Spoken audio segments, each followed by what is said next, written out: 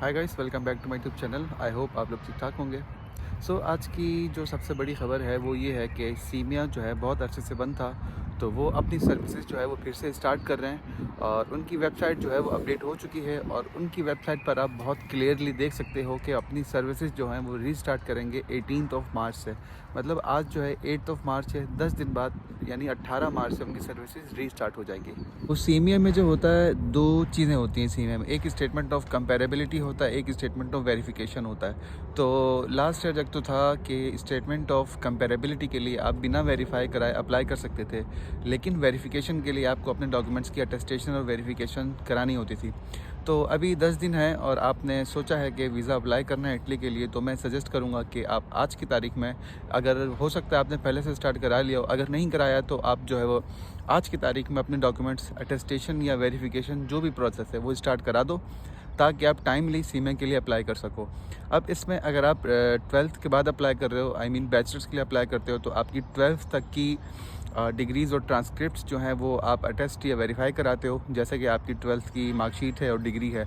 और आप मास्टर्स के लिए अप्लाई कर रहे हो तो आपकी बैचलर्स यानी HEC की डिग्री और ट्रांसक्रिप्ट होती है, बैचलर्स की डिग्री और ट्रांसक्रिप्ट। और आप PhD के लिए कर रहे हो तो आपकी मास्टर्स की जो होती है ट्रांसक्रिप्ट और डिग्री, आप उसको अटेस्ट और वेरीफाई कराते हो। इसके अलावा कुछ यूनिवर्सिटीज़ ऐसी होती हैं जो एडमिशन के टाइम आपसे सीमिया या DOV मांगती हैं। इटली में कुछ यूनिवर्सिटीज़ ऐसी हैं, मुझे एग्जैक्टली उनको नाम नहीं पता, लेकिन शायद पादवा या एक दो यूनिवर्सिटीज़ ऐसी हैं जो आपको जो है कंडीशनल एडमिशन लेटर देती हैं कि आप अपनी वेरिफिकेशन जो है वो सबमिट कराओ तो आपको हम अपना जो है वो एडमिशन लेटर देंगे। ऐसा में आप क्या करोगे, अगर जनवरी में या फेब में आपको एडमिशन मिला है और आप DOV अप्लाई नहीं कर सकते। अब तक बहुत ही स्टूडेंट्स परेशान थे, सीमिया भी बंद था। अब जैसे ही 18 को सीमिया खुलता है, आप फ़ौरन से सीमिया के लिए अप्लाई कर दो और मेरा नहीं ख्याल कि 10 या 15 दिन से ज़्यादा टाइम लगेगा, आपको सीमिया बन के मिल जाएगा। तो जैसे ही सीमिया मिल जाता है, आप जिस भी यूनिवर्सिटी से आपका एडमिशन आया है या जिन्होंने सीमिया रिक्वायर किया है, आप उनको सीमिया सेंड कर दो।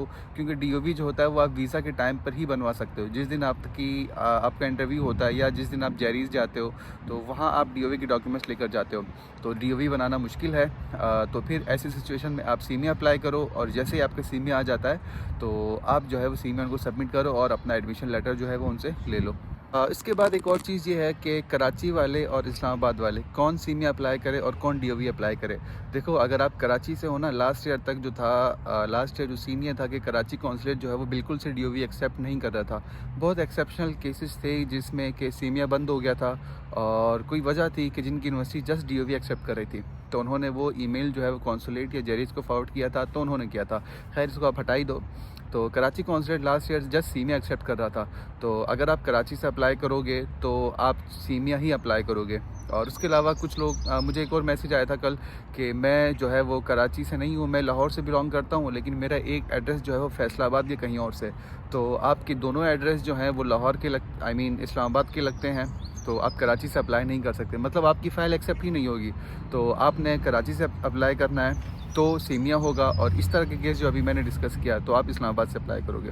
तो इस्लामाबाद का कुछ सीन ये है कि अगर आप इस्लामाबाद एम्बेसी से अप्लाई करोगे तो आप DOV भी करवा सकते हो और सीमिया भी करवा सकते हो।